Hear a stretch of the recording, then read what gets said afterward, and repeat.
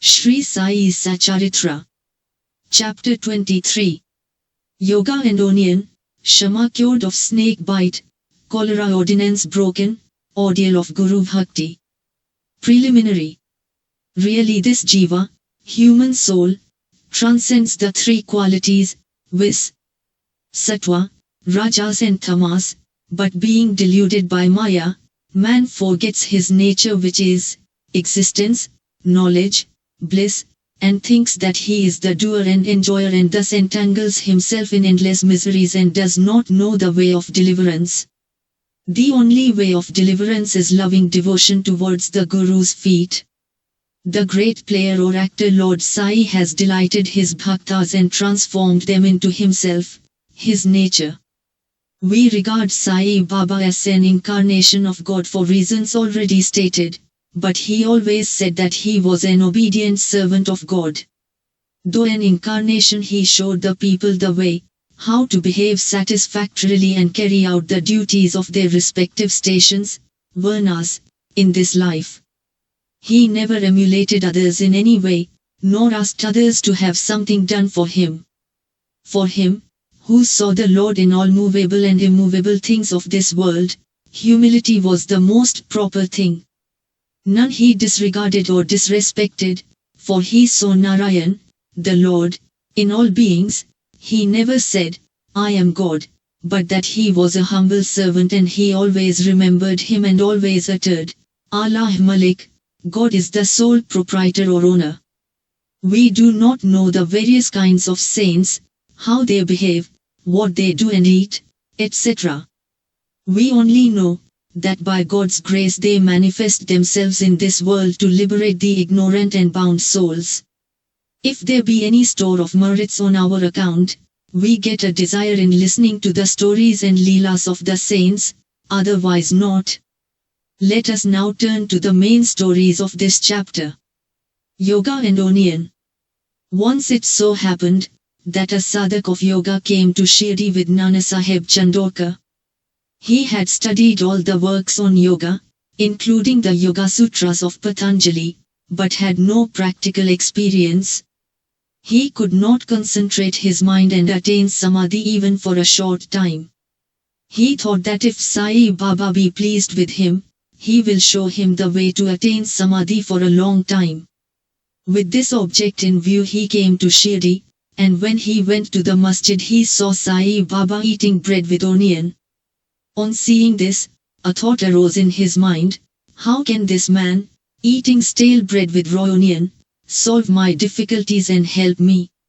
Sai Baba read his mind and said to Nana Sahib, O Nana, he who has the power to digest onion, should eat it and none else. Hearing this remark, the yogi was wonderstruck and then he fell at Baba's feet with complete surrender. With pure and open mind, he asked his difficulties and got their solution from Baba. Thus being satisfied and happy, he left Shirdi with Baba's udhi and blessings. Shama cured of snake bite. Before Hemadpant begins the story, he says about the jiva that it can be very well compared with a parrot, and that they both are bound, the one in the body and the other in a cage. Both think that their present bound state is good for them. It is only when a helper, i.e., Guru comes and by God's grace opens their eyes and liberates them from their bondage, that their eyes are opened to a greater and larger life, compared to which their former limited life is nothing. In the last chapter, it was shown how Baba anticipated the calamity that was to befall on Mr. Mirikar and rescued him from it. Now let the readers hear a story grander than that. Once Shama was bitten by a poisonous snake. His little finger of the hand was stung and the poison began to spread into the body.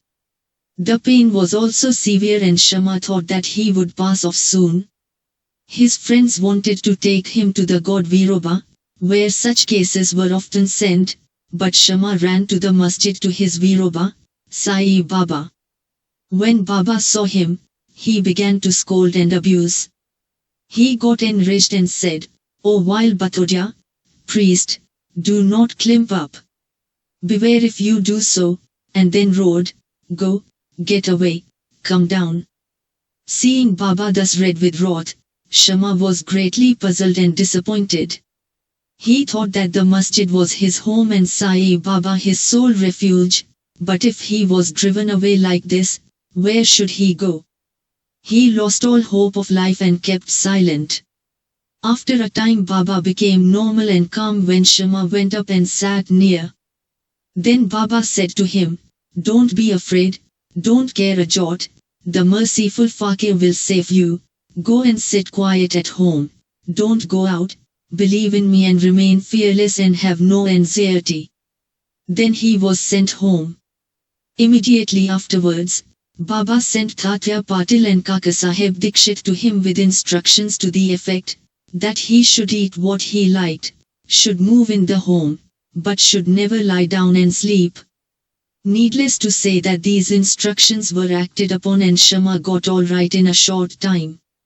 The only thing to be remembered in this connection is this: the words of Baba, or the 5-syllabled mantra, viz, go, get away, come down, were not addressed to Shama as it apparently looked, but they were a direct order to the snake and its poison not to go up and circulate through Shama's body. Like others well versed in mantra shastra, he had not to use any incantation, charged rice or water etc. His words only were most efficacious in saving the life of Shama. Anyone, hearing this story and other similar ones, will beget firm faith in the feet of Sai Baba, and the only way to cross the ocean of Maya is to remember ever the feet of Baba in the heart. Cholera epidemic. Once, cholera was raging virulently in Shirdi. The residents were much frightened and they stopped all communication with the outside people. The panchas of the village assembled together and decided upon 2 ordinances as a remedy to check and put down the epidemic. They were, 1. No fuel cart should be allowed to come in the village, and 2. No goat should be killed there. If anybody disobeyed these ordinances, they were to be fined by the village authorities and panchas. Baba knew that all this was mere superstition, and therefore, he cared 2 pence for the cholera ordinances. While the ordinances were in force, a fuel cart came there, and wanted to enter the village. Everybody knew that there was dearth of fuel in the village, still the people began to drive away the fuel cart. Baba came to know of this.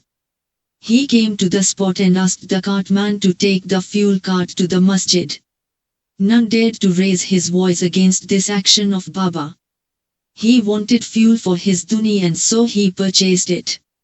Like an Agnihotri keeping his sacred fire alive throughout his life, Baba kept his duni ever burning all day and night, and for this he always stocked fuel. Baba's home, i.e. the masjid, was free and open to all. It had no lock and key, and some poor people removed some wood from there for their use. Baba did not grumble about this. Baba saw that the whole universe was pervaded by the Almighty, and so he never bore enmity or ill will to anybody. Though perfectly detached, he behaved like an ordinary householder to set an example to the people. Ordeal of Guru Bhakti. Let us now see how the second cholera ordinance fared with Baba. While it was in force, somebody brought a goat to the masjid. It was weak, old, and about to die. At this time Fakir Pir Muhammad of Malegaon alias Bade Baba was near. Sai Baba asked him to behead it with 1 stroke, and offer it as an oblation. This Bade Baba was much respected by Sai Baba. He always sat on the right hand of Sai Baba. After the chilim, pipe, was first smoked by him, it was then offered to Baba and others. After the dishes were served, at the time of taking meals at noon, Baba respectfully called Bade Baba and made him sit on his left side, and then all partook of food. Baba paid him also daily 50 rupees out of the amount collected as dakshina. Baba accompanied him 100 paces whenever he was going away. Such was his position with Baba.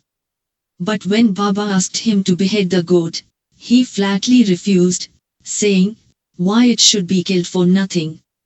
Then Baba asked Shama to kill it. He went to Radha Krishnamai and brought a knife from her and placed it before Baba. Knowing the purpose for which the knife was taken, she recalled it. Then Shama went to bring another knife, but stayed in the Vada, and did not return soon.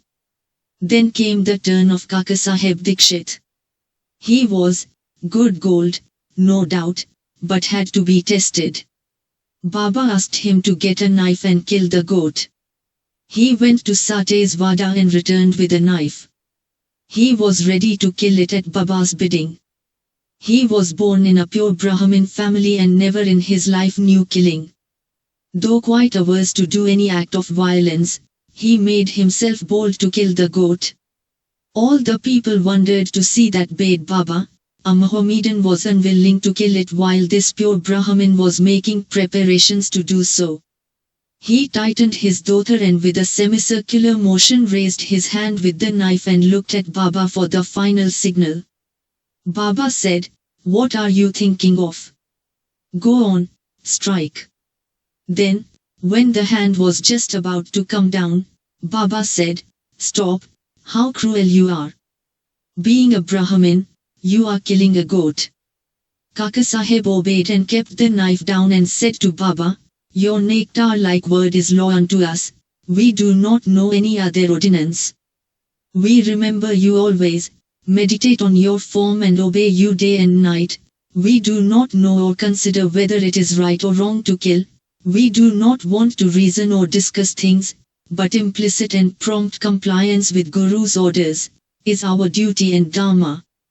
Then Baba said to Kakasaheb that he would himself do the offering and killing business. It was settled that the goat should be disposed of near a place called Takya, where fakirs used to sit. When the goat was being removed to that place, it fell dead on the way. Hemadpant closes the chapter with a classification of disciples. He says that they are of three kinds: 1. First or best; 2. Second or middling; and 3. Third or ordinary. The best kind of disciples are those who guess what their gurus want and immediately carry it out and serve them without waiting for an order from them.